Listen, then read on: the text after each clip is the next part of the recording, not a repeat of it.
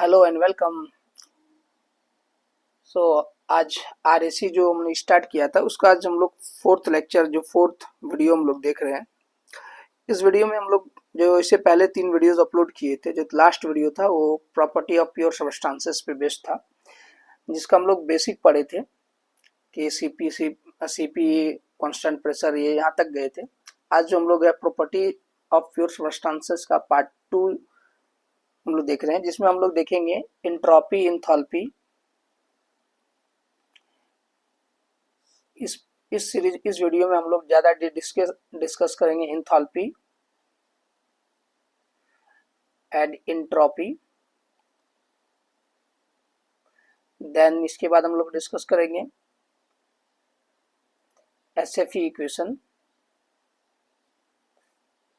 Then हम लोग discuss करेंगे कंप्रेसर पे एसएफई इक्वेशन कैसे यूज करना है। ठीक है, तो ये 3 चीज़ें आज का वीडियो में जो है डिस्कस करेंगे हम लोग। तो स्टार्ट करते हैं सबसे पहले एंथैल्पी से। पिछला क्लासेस में जो हम लोग देखे थे, जो एंथैल्पी जो हुआ था हमारा, जो हीट ट्रांसफर हम लोग देखे थे, heat transfer del Q at constant pressure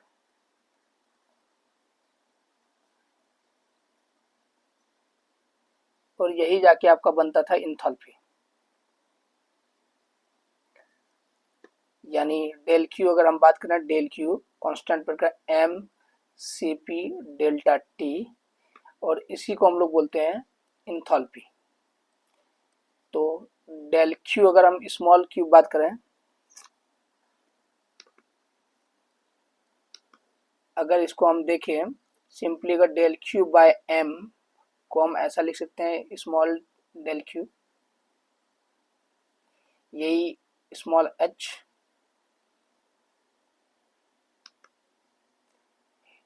enthalpy, ये हो जाएगा हमारा सी पी डेल्टा टी। तो ये पिछला क्लासेस में हम लोग यहाँ तक देख चुके थे।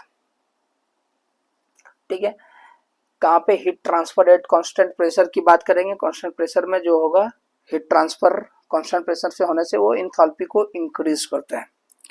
ठीक है, अब हम देखते हैं एंट्रोपी क्या होता है। एंट्रोपी अगर देखा जाए तो सेकेंड लॉ ऑफ थर्मोडायनेमिक्स से हमको पता है डेल एस इक्वल टू होता है डेल क्यू बाय टी। ठीक है, हम यहाँ जो ले रहे हैं सारा प्रोसेस जो है, मेरा प्रोसेस क्या है, कांस्टेंट प्रेशर है, प्रोसेस जो है आइसोबारिक है, आइसोबारिक, इसलिए जो है मेरा डेल क्यू जो हो जाएगा M C P delta T. ठीक है, तो क्या हम इसको बोल सकते हैं del S equal to M C P delta T by T. यहाँ पे एम भी कांस्टेंट है, सी पी भी कांस्टेंट है, इसलिए डेल, अगर इसका इंटीग्रेशन करें हम लोग डेल एस का, तो हम बोल सकते हैं एम सी पी बाहर हो जाएगा, integration of delta T by T. तो यहाँ से इम्प्लाई अगर ऐसे देखें, इसका मतलब है change in enthalpy delta S equal to हो जाएगा मेरा M C P L N T two upon में टी वन, अगर इंटीग्रेशन हम 1 to 2 देखें तो। ठीक है, तो इसको हम ऐसा लिख सकते हैं delta S by M C P L N T two upon में टी वन, यानी ये कुछ नहीं है, change in enthalpy specific term है S two minus S one equal to C P L N T two upon में T one. जब कब केस हो, जब ये पॉइंट 1 से लेके 2 के बीच में, 1 से लेके 2 के बीच में डेल्टा हीट ट्रांसफर हो रहा हो, ऐसे में चेंज इन एंथैल्पी यानी S2 minus S1 equal to क्या होगा मेरा, ये चेंज इन एंट्रोपी।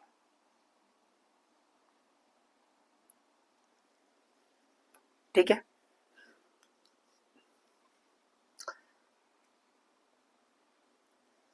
तो यहाँ ये 2 चीज हमारे पास मिल गया। हम इसको एंट्रोपी को कैसे लिख सकते हैं और इंथैल्पी को कैसे लिख सकते हैं। तो हम यहाँ पे लिख सकते हैं डेल्टा एच, जो हमारा डेल्टा एंट्रोपी होगा वो होगा Cp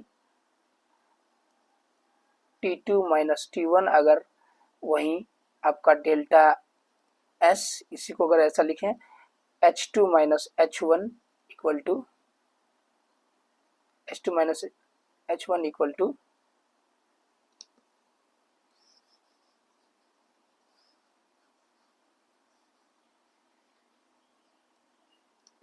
अगर प्रोसेस 1 to 2, कोई एक प्रोसेस 1 से 2 हो रहा है, प्रोसेस अगर हो रहा है 1 से 2, तो यहाँ पे हम चेंज इन एंथैल्पी लिख सकते हैं। Change in enthalpy delta H बराबर Cp डेल्टा टी, यानी Cp T2 माइनस T1, इसी को हम बोलते हैं Cp T final minus T initial. इसको हम लिख सकते हैं H2 minus H1 equal to Tp T final minus T initial. ठीक है। और इसी में अगर इंट्रोपी अगर देखा जाए, change in entropy delta S, जिसको हम लिख सकते हैं S2 minus S1 equal to Cp ln T2 upon में T1। अब देखिए, अब यहां से हमको अगर निकालना है इस पॉइंट 2 पॉइंट, ये पॉइंट 2 है, इस पॉइंट का अगर हमको इंट्रोपी या इंथैल्पी निकालना है तो इससे लिख सकते हैं H2 इंथैल्पी H2 बराबर H1 प्लस H1, इसका जो इंथैल्पी होगा प्लस, यहां से देखिए इसको इधर ले आए प्लस हो गया Cp T2 माइनस T1।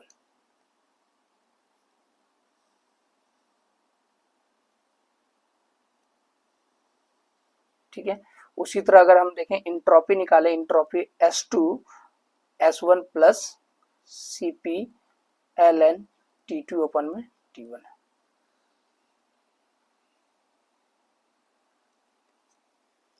ठीक है। तो ये दोनों चीज हमको जब निकालना हो, जिस पॉइंट से, मतलब इस पॉइंट से स्टार्ट कर रहे जाना, तो इस पॉइंट से इस पॉइंट जाएंगे, तो ये हो गया डेल्टा आपका, ये जो गैप है इसमें ये हीट ट्रांसफर होंगे यहाँ पे डेल्टा क्यू, इसकी वजह से आपका आएगा डेल्टा एस, और इसी की वजह से आएगा डेल्टा एच। ठीक है। इस हीट ट्रांसफर 1 to 2 के बीच में जो हीट ट्रांसफर है उसकी वजह से ये दोनों चीज आएंगे। ठीक है। इसमें एक इंपॉर्टेंट टर्म आता है ड्राइनेस फ्रैक्शन। अब ड्राइनेस फ्रैक्शन होता क्या है, इसका एक बेस से यहाँ पे है। सपोज कीजिए वेपर डोम, हम लोग पिछला क्लास में वेपर डोम पढ़े थे। उस वेपर डोम में हमने जो देखा था,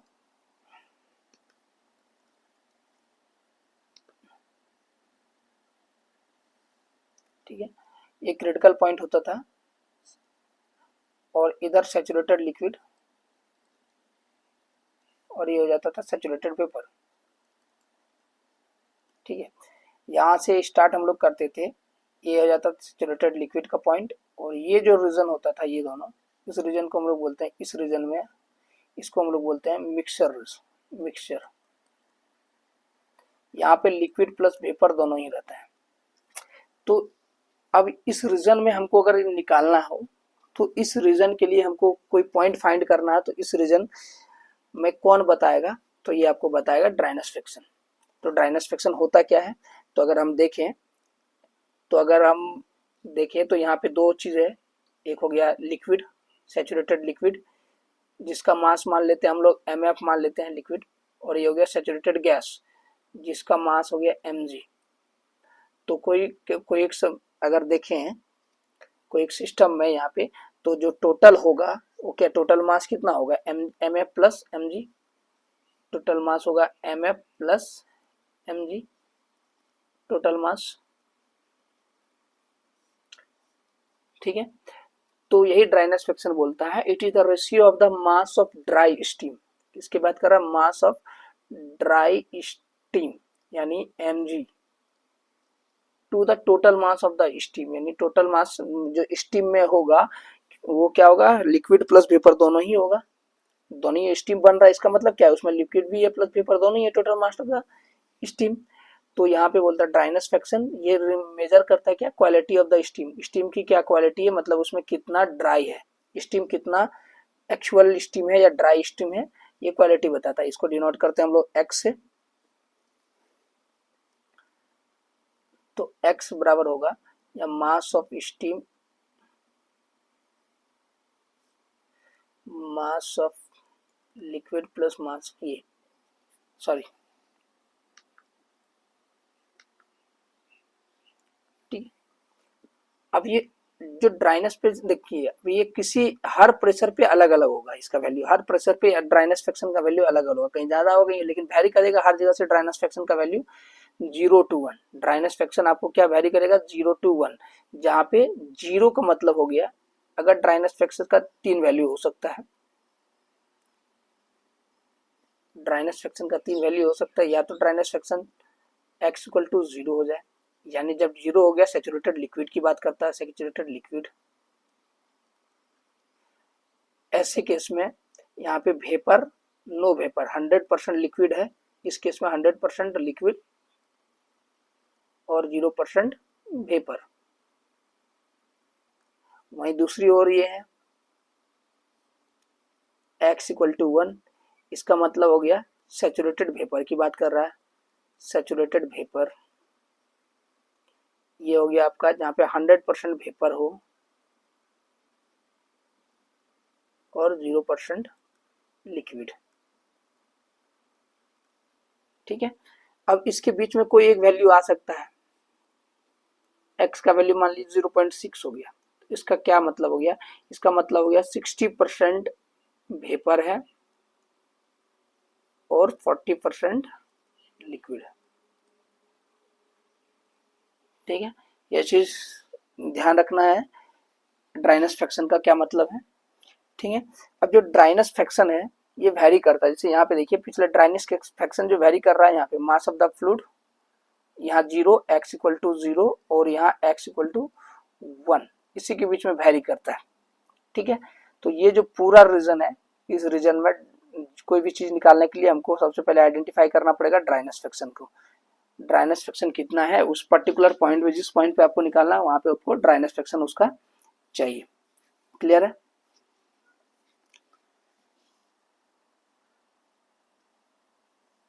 ठीक है। तो अब हम लोग आते हैं जो हमारा वेपर डोम था उसमें हम लोग जाते हैं, उससे पहले एक पॉइंट और डिस्कस करते हैं।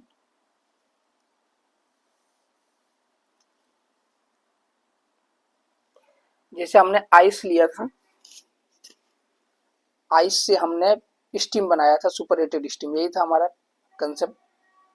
आइस, इससे हमने कन्वर्ट किया, आइस जो मेरा 10 डिग्री पे रखा हुआ था इसको हमने कन्वर्ट किया आइस 0 डिग्री पे, आइस को गर्म करके 0 डिग्री पे ले आए, फिर जाके आइस से वाटर में कन्वर्ट किए, वाटर ये भी 0 डिग्री पे, और फिर जाके वाटर को फिर बॉईल किए हम लोग, वाटर 100 डिग्री पे, और 100 डिग्री पे वाटर जो है वेपर बनना स्टार्ट हुआ, वेपर बनना स्टार्ट हुआ 100 डिग्री पे, और ये वेपर को जाके हम लोग सुपर हीटेड स्टीम किए, सुपर हीटेड स्टीम यानी मान लीजिए 130 140 डिग्री जो भी है, कुछ भी हो सकता है, ये सारा चीज प्रोसेस की थी।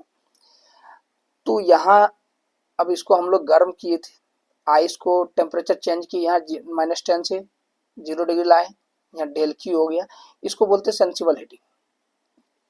ये है आपका सेंसिबल हीटिंग, क्योंकि हीट जो अगर टेम्परेचर चेंज हो रहा है तो इसको सेंसिबल हीटिंग बोलते हैं। दूसरा चीज यहाँ पे आपका, यहाँ भी हीट ट्रांसफर होगा, जैसे अब देखिए टेम्परेचर सेम है आइस को, लेकिन यहाँ फेज चेंज हुए इसलिए इसको बोलते हैं लेटेंट हीट, फेज चेंज में लेटेंट हीट। यहाँ जो केस है इस केस में है आपका latent heat of ice, latent heat of ice जो कि होता है ये फिक्स होता है, इसका h का जो है वैल्यू, h लेटेंट, इसका जो वैल्यू होता है फिक्स होता है। एच आइस का अगर देखा जाए तो ये होता है 335 latent heat, latent heat of ice देखा जाए तो 335 किलो जूल पर केजी, ठीक है। वहीं यहाँ पे फिर वाटर जो है वाटर को बॉयल कर रहे हैं, यहाँ भी हीट ट्रांसफर हो रहा है, हीट ट्रांसफर यहाँ भी होगा, लेकिन वो हीट ट्रांसफर कैसा होगा, लेटेंट हीट। यहाँ हो गया फिर से सेंसिबल हीटिंग, यहाँ फिर से वेपर चेंज हो रहा है, देखिए फिर चेंज हो रहा है, वाटर कहाँ से जा रहा है, वाटर से वेपर कन्वर्ट हो रहा है, यानी हीट चेंज होगा, और इसको बोलेंगे हम लोग latent heat of vaporisation, latent heat of vaporisation. इसका भी फिक्स रहता है, ठीक है, हर एलिमेंट के लिए अलग अलग होता है, वाटर के लिए 2250 होता है। सेम यहाँ पे फिर यहाँ से सेंसिबल हीटिंग हो गया, डेल्टा क्यू, क्योंकि यहाँ टेम्परेचर बढ़ रहा है, फिर से सेंसिबल। तो दो तरह का हीटिंग हम मेरे पास दो तरह का है, एक हो रहा है सेंसिबल हीटिंग, दूसरा हो रहा है लेटेंट हीटिंग। सेंसिबल हीटिंग यहाँ बहुत सारे जगह पे आ रहा है और लेटेंट हीटिंग 2-3 जगह पे आ रहा है। तो ऐसे में अगर इंथैल्पी अगर हमको निकालना है, सेंसिबल हीटिंग में इंथैल्पी अगर निकालना है, तो ये होता है आपका Cp delta T formula. Latent heat में सिर्फ लेटेंट हीट हो, वेपराइजेशन हो जाएगा लेटेंट हीट, ठीक है। इंथैल्पी निकालने के लिए अगर हमको इंट्रोपी इसका निकालना है, इंट्रोपी निकालना है, तो यहाँ पे ये हो जाएगा Cp ln T2 अपन में T1, ठीक है। लेकिन अगर इसमें अगर निकालना है आपको, तो ये हो जाएगा लेटेंट हीट अपन में time temperature, T saturated temperature, ये हो जाएगा इंट्रोपी, ये इंथैल्पी का है, ये इंट्रोपी। तो ये दो केस याद रहेगा, जो प्रोसेस हो रहा है लेटेंट हीटिंग हो रहा है या फिर सेंसिबल हीटिंग होगा। सेंसिबल हीटिंग के केस में Cp डेल्टा टी इंथैल्पी के लिए, और इंट्रोपी के Cp ln T2 upon T1। या लेटेंट हीट के लिए लेटेंट हीट दिया रहेगा, और इसका इंट्रोपी अगर निकालना है तो ये निकल जाएगा यहाँ से, ठीक है। अब आते हैं हम यहाँ पे अपना वेपर डोम में। तो सेचुरेशन कर्व को अगर हम देखें, ध्यान से देखें, तो जो मेरा पॉइंट बी पॉइंट है, बी सेचुरेशन पॉइंट, यहाँ मतलब वाटर जो है लिक्विड है, इस पॉइंट में जो है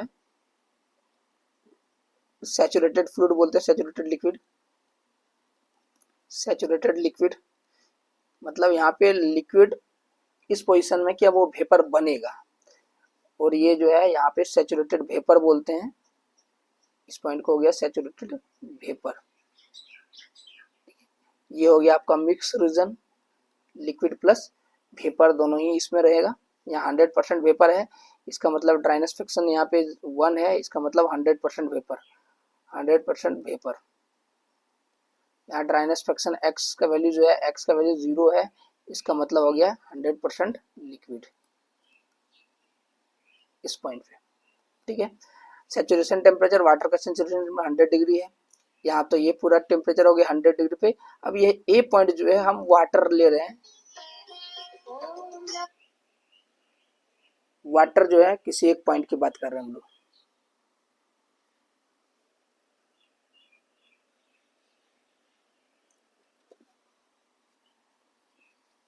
ठीक है। तो अब देखें, अगर हम सेम चीज को अगर ले आए, तो इस पॉइंट पे हम निकालें कैसे। सपोज कीजिए हम ये पॉइंट लिया, वाटर जो है, वाटर को हम 20 डिग्री पे रखें,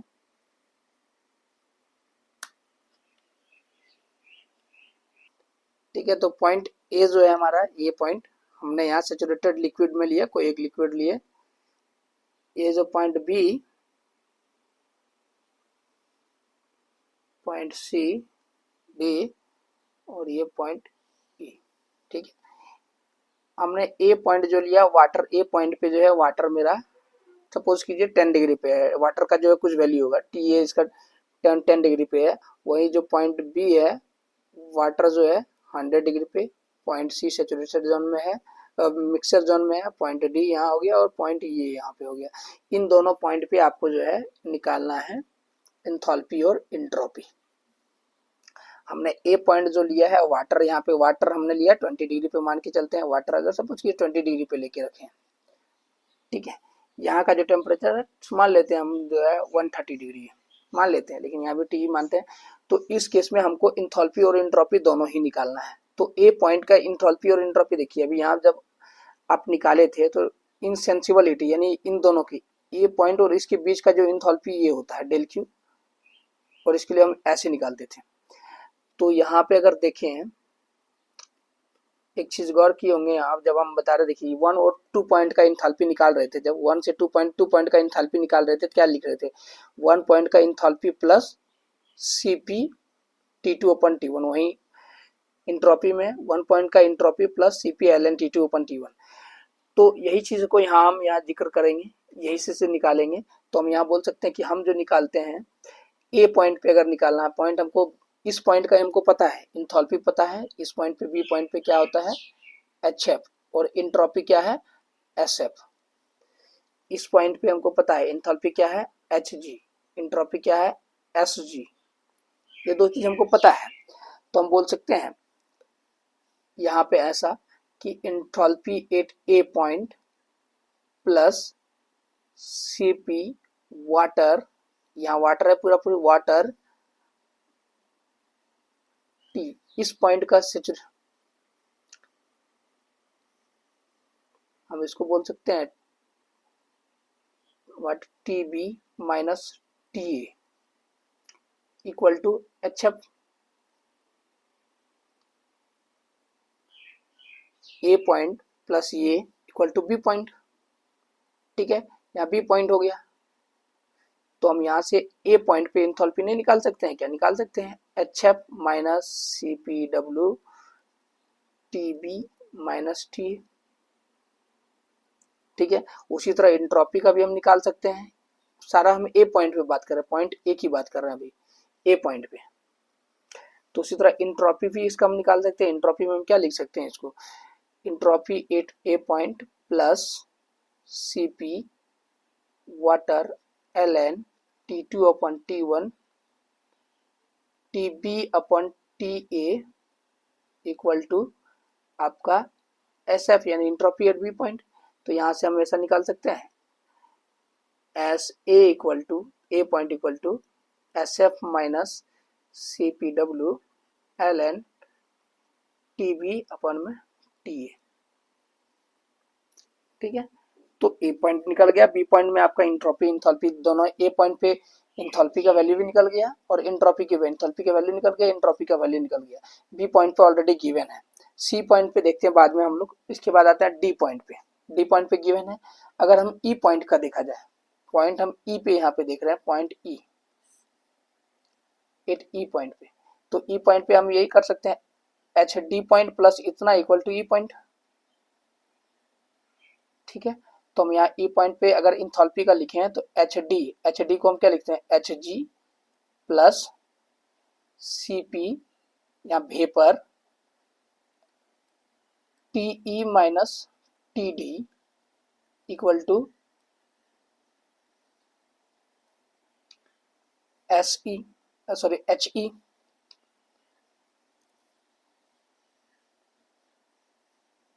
He तो हमको ई पॉइंट पे अगर निकालना है He बराबर हम ऐसा लिख सकते हैं Hg plus Cp vapour Te minus Ta। उसी तरह इंट्रोपी वाला भी लिख सकते हैं, इंट्रोपी को Se बराबर हम लिख सकते हैं यहाँ पे Sg plus Cp vapour ln Te अपन में Ta, ठीक है। अब नेक्स्ट आते हैं हम लोग जो सी पॉइंट। अब इस रीजन में निकालना है जहाँ पे लिक्विड प्लस वेपर है, तो इसका दो तरीका है। इस रीजन पे मान लीजिए ड्राइनेस फ्रैक्शन का वैल्यू इस रीजन पे x है, तो यहाँ पे निकालना होगा आपको HC बराबर HF plus x into Hg minus HF। इसी को हम लोग बोलते हैं HF plus x into HFG GF, ठीक है। अगर इंट्रोपी की वैल्यू निकालना हो तो इंट्रोपी भी आसानी से निकल सकता है। इंट्रोपी SC पॉइंट पे सेम चीज SF plus x SG minus SF, और इसी को हम लोग बोल सकते हैं SF प्लस x SGF, ठीक है। अब इंट्रोपी का एक और चीज होता है SGF बराबर होता है, अगर हमको SGF पता नहीं है, Sg और Sg नहीं पता है, सिर्फ ये दिया है इंथैल्पी दिया हुआ है, तो हम लोग इस यहाँ पे ऐसे भी निकाल सकते हैं SGF बराबर होता है Fg अपन में T सैचुरेटेड या T जो आपको T टेम्परेचर दिया है, ठीक है। तो ये है पूरा वेपर डॉम में इंथैल्पी और इंट्रॉपी को हम लोग कैसे कैलकुलेट करेंगे, उसके रिगार्डिंग कैलकुलेशन, ठीक। और ये बेसिक VCRS का बेसिक है, जब तक आपको ये समझ में नहीं आएगा तब तक VCRS आपको समझ में नहीं आएगा, ठीक है। तो हम लोग आगे बढ़ते हैं थोड़ा सा इसमें। अब generally most of the cases में होता क्या है कि जो VCRS में यूज किया गया है, VCRS में ओपन सिस्टम है, तो उसके रिगार्डिंग अब फ्लो वर्क जो है बहुत लोगों को समझ में नहीं आता। तो बेसिक थर्मो एक कंसेप्ट हम लोग लेते हैं थर्मोडायनामिक में फ्लो वर्क का, वर्क इंटरेक्शन और फ्लो वर्क, ठीक है। तो जो वर्क इंटरेक्शन अगर देखा जाए तो दो तरह का क्लासिफाई किया गया है, एक नॉन फ्लो प्रोसेस के लिए और दूसरा फ्लो प्रोसेस के लिए। फ्लो प्रोसेस क्या होता है, जिसमें ओपन सिस्टम, जिसमें मास इंटरेक्शन होता है, ठीक है। फ्लो प्रोसेस जिसमें कि क्या होता है, मास इंटरेक्ट करता है सिस्टम में, और मास इंटरेक्ट करता है जब ओपन बाउंड्री होता है जिसमें मास इंटरेक्ट करता है, और उसको बोलते हैं हम लोग ओपन सिस्टम। तो ओपन सिस्टम में कंट्रोल वॉल्यूम होता है, ठीक है। तो फ्लो प्रोसेस के केस में मास इंटरेक्शन होता है, ओपन सिस्टम की बात कर रहे हैं हम लोग। तो ओपन सिस्टम में क्या कंडीशन है, देखिए ये सपोज कीजिए मेरा ओपन सिस्टम है, ये ओपन सिस्टम है, इसमें क्या है, यहाँ से एक सिस्टम है, इसको हमने इसमें ऑलरेडी पहले मास, कंट्रोल वॉल्यूम का मतलब इसमें ऑलरेडी पहले मास भरा हुआ है, फील्ड भरा हुआ है। तो क्या होगा कि जितना हम इंटर करेंगे उतना ही एग्जिट होगा, होगा ना। अगर ये पूरा हम वॉल्यूम जो है, कंट्रोल वॉल्यूम का मतलब है कि हम जो है उतना वॉल्यूम फिक्स रखे हैं, वो चेंज नहीं हो सकता।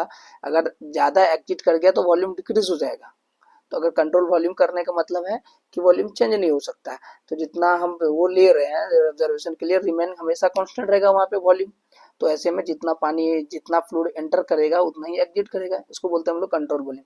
तो इस पानी को जितना इंटर कराने में और एग्जिट कराने में जितना जो वर्क लगेगा, इसको हम लोग बोलते हैं फ्लो वर्क, ठीक है। Work done in pushing the fluid element across the boundary is called flow work.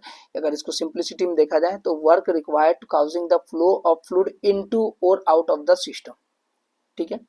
Suppose करो कंट्रोल वॉल्यूम है, यहाँ का प्रेशर P1 है, यहाँ का प्रेशर क्या है, P1 है। ये फ्लूइड एलिमेंट मेरा है, फ्लूइड एलिमेंट ये है। इस फ्लूइड एलिमेंट का एरिया A है, कैपिटल A, और इसका लेंथ कितना, जहाँ पे जो पुश करना है, ये यहाँ से इसको पुश कितना करना है, L लेंथ तक पुश करना है, तो L लेंथ तक पुश करना है। तो इस जो है इसके ऊपर अगर हमको देखें तो फोर्स कितना लग रहा है, सबसे पहले फोर्स निकालेंगे। तो फोर्स बराबर क्या होगा, फोर्स निकालने के लिए फोर्स बराबर होगा प्रेशर इनटू एरिया, क्योंकि ये होता है प्रेशर बराबर होता है फोर्स पर यूनिट एरिया, तो इसलिए जो है फोर्स बराबर होगा प्रेशर इनटू एरिया। अब देखो वर्क निकालना है आपको, वर्क बराबर क्या होता है, फोर्स इनटू डिस्टेंस। तो फोर्स कितना फोर्स लगा रहे हैं और कितना डिस्टेंस, L डिस्टेंस तक लग रहा है, तो फोर्स हो गया आपका P A और L डिस्टेंस हो गया ये, ठीक है। तो हम इसको बोल सकते हैं P लेंथ इंटू एरिया हो गया वॉल्यूम, ठीक है। तो फ्लो वर्क आपका क्या होगा, PV हो गया फ्लो वर्क। तो हम बोल सकते हैं यहाँ P1 प्रेशर V1 वॉल्यूम के साथ जा रहा है, तो ये हो गया इसका फ्लो वर्क एट इनलेट, यहाँ हो गया फ्लो वर्क एट आउटलेट, ठीक है। अब एनर्जी देखते हैं हम लोग, जो हमारे पास टोटल एनर्जी की बात कर रहे हैं हम लोग। टोटल एनर्जी कितने टाइप का, एनर्जी कितने टाइप का होगा, टोटल एनर्जी अगर बात करें, टोटल एनर्जी कोई भी सिस्टम में तो क्या होगा, sum of internal energy plus kinetic energy plus potential energy, यही है। इंटरनल एनर्जी को हम लोग यू से डिनोट करते हैं, ठीक है। टोटल एनर्जी ई बराबर, तो हम लिख सकते हैं mass into internal energy plus kinetic energy हो गया mv²/2 plus potential energy mgh या जेड, जो आपका बोलना है mgz, जेड हाइट की बात कर रहा है, ठीक है। तो अगर हम स्पेसिफिक की बात करें, स्पेसिफिक में तो हम इसको ऐसा लिख सकते हैं कैपिटल E बाय, कोई दिक्कत यहाँ पे, ठीक है। तो सिंपली इसको छोड़,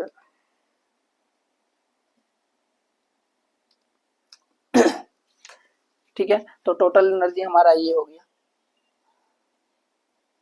अगर इसमें हम फ्लो प्रोसेस को ऐड कर दें, ठीक है, तो अब क्या हो जाएगा मेरा, फ्लो एनर्जी को ऐड करने के बाद टोटल एनर्जी को हम कैसे लिखते हैं।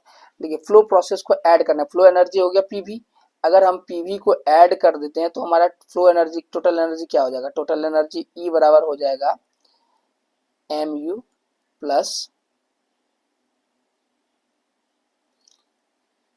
M B square by 2 plus M G Z plus P भी।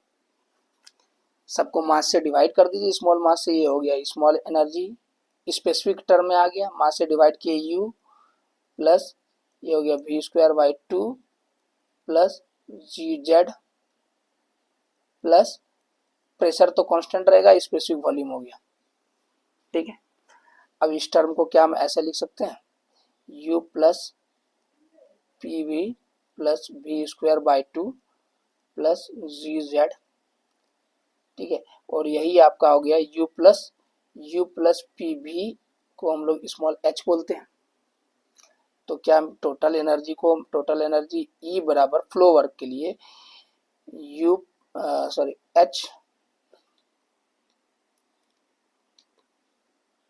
h plus V square by 2 plus G Z लिख सकते हैं। ठीक है, ये हो गया हमारा टोटल एनर्जी। अब हम लोग बोलते हैं SFE equation, steady flow equation. Steady flow में क्या करते हैं, एसएफई इक्वेशन हम अगर जनरेट कर रहे हैं, स्टडी फ्लो एनर्जी इक्वेशन, हम क्या करते हैं, मास फ्लो रेट जो होता है, इसमें स्टडी में हो गया मास फ्लो रेट जो होता है कांस्टेंट कर देते हैं।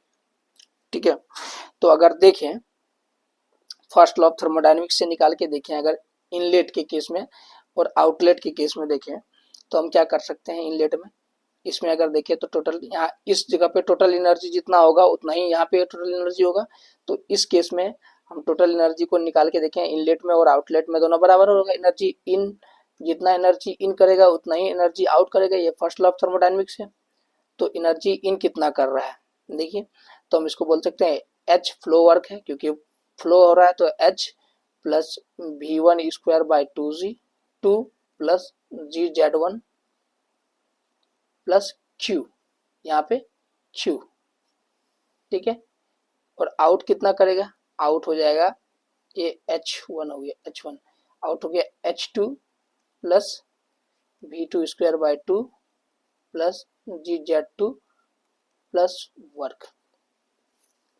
ठीक है, तो अगर हम Q और वर्क का दोनों का डिफरेंस निकालें, यहाँ दोनों ही स्पेसिफिक टर्म है इसलिए यहाँ भी स्पेसिफिक हम ही लिखें तो बेटर होगा, दोनों ही स्पेसिफिक के टर्म में है तो इसको भी हम स्पेसिफिक ही लिखते हैं, स्मॉल क्यू और स्मॉल वर्क। ठीक है, तो अब देखिए हम क्या करते हैं, चेंज इन काइनेटिक एनर्जी और change in potential energy zero कर देते हैं। चेंज काइनेटिक एनर्जी क्यों, क्योंकि काइनेटिक एनर्जी भी का कंसेप्ट है, चेंज इन जीरो इसका मतलब हो गया कि V1 बराबर जो है जिस वेलोसिटी से आया उसी वेलोसिटी के साथ निकल गया, और चेंज इन पोटेंशियल एनर्जी जो है, potential energy equal to zero करने का मतलब है कि जितना ऊंचाई Z1 का था उतना ही ऊंचाई Z2 हो गया। तो मेरा इक्वेशन क्या हो जाएगा, जो एसएफई का इक्वेशन जो हो जाएगा इतना करने के बाद, H1 ये टर्म कैंसिल आउट हो जाएगा, H1 plus Q equal to हो जाएगा H2 प्लस। ठीक है, यानी हम इसको ऐसा लिख सकते हैं,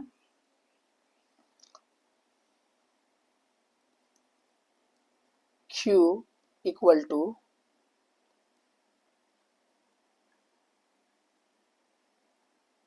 H2 minus H1 plus work.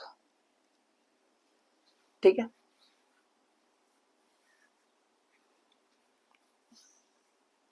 तो ये है मेरा एसएफई इक्वेशन का, जब हम किस केस में, जब एजम्पशंस हमने दो माना है, एक change in kinetic energy zero और change in potential energy zero, इस केस में दोनों केस में हमने एक किया। अब इसको हम देखेंगे, इसका प्रैक्टिकल अप्रोच देखेंगे कंप्रेसर के केस में। कंप्रेसर में क्या करता है, सपोज ये कंप्रेसर, ये हम देखते हैं, हम हमारे पास एक कंप्रेसर है, देखिए कंप्रेसर से इलेक्ट्रिकल एनर्जी हम दे रहे हैं कंप्रेसर को, ठीक है, और यहाँ से ड्यू टू हीट उसके इलेक्ट्रिकल एनर्जी की वजह से कंप्रेसर में हीट जनरेट होता है जो बाहर हम रिजेक्ट कर देते हैं। तो यहाँ पे जो मेरा क्यू है, जो क्यू हो जाएगा ये माइनस, क्योंकि हीट को रिलीज कर रहे हैं, heat is rejected, heat is rejected, और वर्क जो है ये भी हो जाएगा माइनस, क्यों भाई, क्योंकि हम इनपुट वर्क गिवन दे रहे हैं, work is done on the system, ठीक है। आपको पता होना चाहिए हीट जो है प्लस प्लस जब होता है एडिशन के केस में, और माइनस होता है रिजेक्शन के केस में, और वर्क अगर डन बाय द सिस्टम अगर हो गया by the system then positive, और on the system then negative, ठीक है। तो यहाँ वर्क हम दे रहे हैं, इस इलेक्ट्रिकल मोटर के थ्रू से वर्क हम दे रहे हैं, इसलिए वर्क डन हो गया नेगेटिव, और यहाँ पे ये इस वर्क की वजह से हीट लिबरेट कर रहा है, क्योंकि हीट होगा ऑब्वियसली बात, कंप्रेस करेगा तो गर्म होगा, गर्म होने के बाद जो है हीट बाहर लिबरेट होगा, इसलिए इंसुलेटेड नहीं है, इसलिए यहाँ पे जो है मेरा चेंज इन हीट जो है। अगर इसको हम एसएफई इक्वेशन निकाल के देखें, एसएफई इक्वेशन से, तो एसएफई इक्वेशन क्या है, Q equal to H2 minus H1 upon में वर्क। अब दोनों केस में इसको आप यहाँ देख लीजिए, Q को हम यहाँ माइनस Q कर सकते हैं, H2 minus H1 minus work done, ठीक है। अब इसको हम यहाँ से वर्क डन बराबर लिख सकते हैं, वर्क देखिए माइनस वर्क क्या मतलब हो गया, वर्क नेट, वर्क इनपुट, तो हम यहाँ लिख सकते हैं वर्क इनपुट, इसको इधर कर दिए, ये वर्क इनपुट है, बराबर हो जाएगा Q plus H2 minus H1, ये कंप्रेसर के लिए वर्क इनपुट हम जो दे रहे हैं वो क्या होगा, QH2 minus H1 work input, ठीक है। इसको हम लोग यूज करेंगे VCRS में। तो एसएफई, ये जो एसएफई इक्वेशन है, ये एसएफई इक्वेशन हर जगह हम लोग यूज करने वाले VCRS में, और बेसिक इक्वेशन है इसका, और जो हमने कंप्रेसर का यहाँ दिखाया है, आगे चल के जो VCRS नेक्स्ट जो क्लासेस में VCRS को हम लोग डील करेंगे उसमें देखेंगे इसको कैसे वहाँ पे रिजॉल्व करते हैं, ठीक है। आज के लिए इतना ही रखते हैं, आज का वीडियो यहीं पे क्लास खत्म करते हैं, थैंक यू।